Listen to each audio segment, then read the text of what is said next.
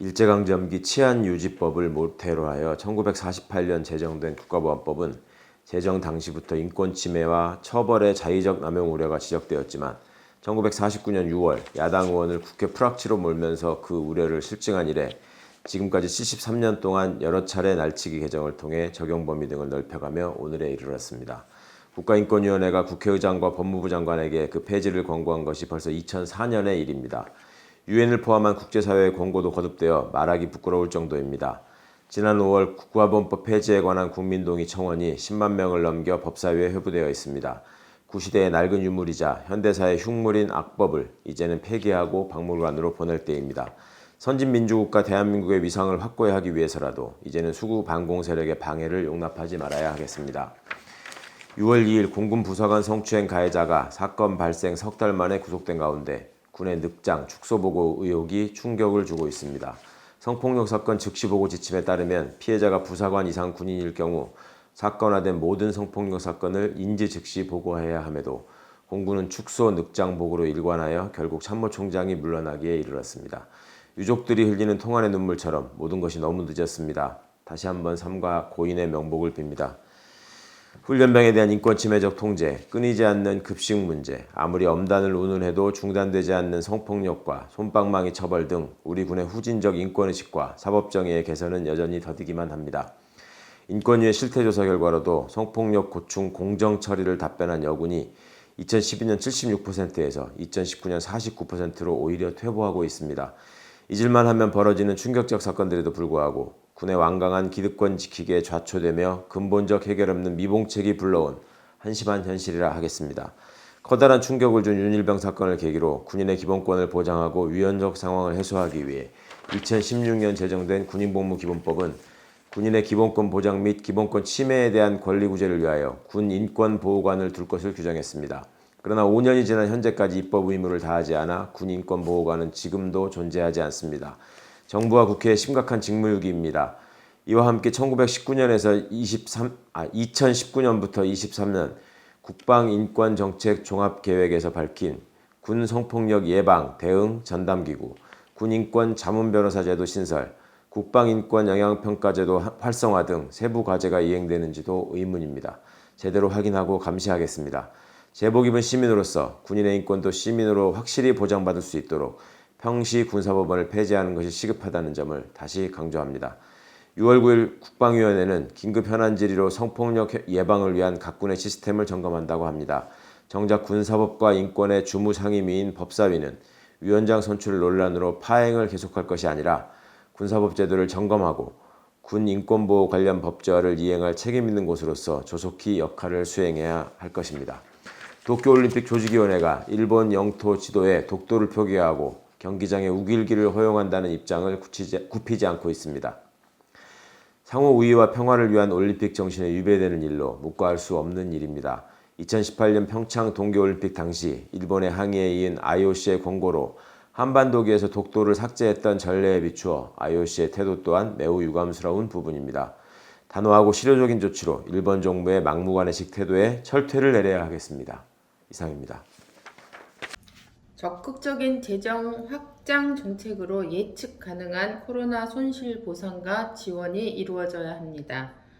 공공적 필요에 의해 국가 권력의 강제 조치로 발생한 소상공인 손실 보상 관련법은 6월 국회에서 처리되어야 합니다. 아울러 영업 제한이나 금지 조치로 인한 직접 손실은 아니지만 여행업, 공연예술인, 소상공인 업종 피고용인 등 코로나 피해는 전 국민적 고통이 되고 있습니다. 따라서 보상과 동시에 전 국민 대상 지원이 이루어져야 합니다. 마침 올 상반기 20조에 달하는 세수 증가는 이를 가능케 하는 재원이 될 수 있습니다.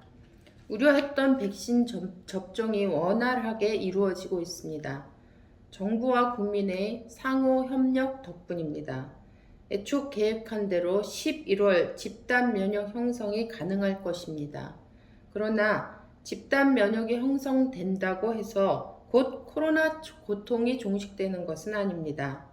2년 가까운 시간 코로나가 만들어낸 경제적, 심리적 고통 치유를 위해서는 11월 이후에도 일정 기간 정부의 관리와 지원이 필요합니다. 지금까지 4차에 걸친 코로나 추경이 이루어졌습니다. 사실상 3, 4개월 간격으로 실시되었지만 매번 그때그때 일회적으로 제기되는 방식이었습니다. 예산 편성하는 정부나 지원을 받는 국민 모두에게 예측 가능성이 전혀 없었습니다. 액수와 기간은 별개로 하더라도 최소한 내년 초까지만이라도 예측 가능한 보상 및 지원 계획이 세워지고 국민과 공유될 필요가 있습니다. 이러한 과정 자체가 국민들에게는 커다란 심리적 안정을 주고 나아가 계획 가능한 출구 대책을 세울 수 있게 해줄 것입니다. 사학 감사를 확대하고 교육부 역할 재정립에 돌입해야 합니다. 작년 개교 이래 처음으로 감사를 받은 고려대와 연세대 감사 결과는 우리 사학의 문제를 전방위적으로 드러낸 바 있습니다. 최근 역시 개교 이래 60년 만에 첫 감사를 받은 서강대 감사 결과가 공개되었습니다. 가히 부정과 비리의 종합 선물 세트라 할 만한 결과입니다.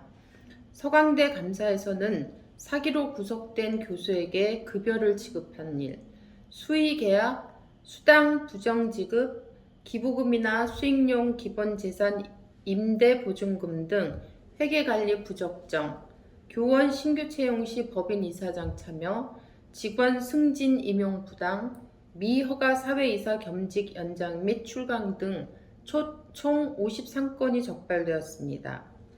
고등교육 위기라지만 이런 사학 비리를 그대로 둔 채 위기 해결을 위한 지원을 할 수 없습니다.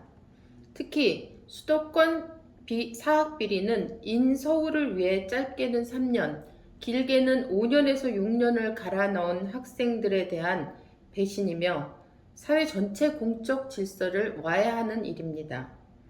곧 법 통과로 국가교육위원회가 출범할 예정입니다. 또한 현 정부는 교육자치 실현을 공약으로 내세워 교육청과 권한을 배분하기 위해 교육자치정책협의회를 운영하기도 하였습니다. 교육과정에 관한 권한은 국가교육위원회로, 유, 초, 중등 교육에 관한 권한은 각 시도교육청으로 전면 이양하고 교육부는 고등교육, 직업교육, 평생교육에 집중해야 합니다. 이를 위해 교육부 조직 전면 개편 작업에 돌입해야 하며 특히 사학감사를 위한 안정적 체계 마련에 나서야 합니다. 이는 근본적인 교육개혁의 중요한 과제 중의 하나입니다.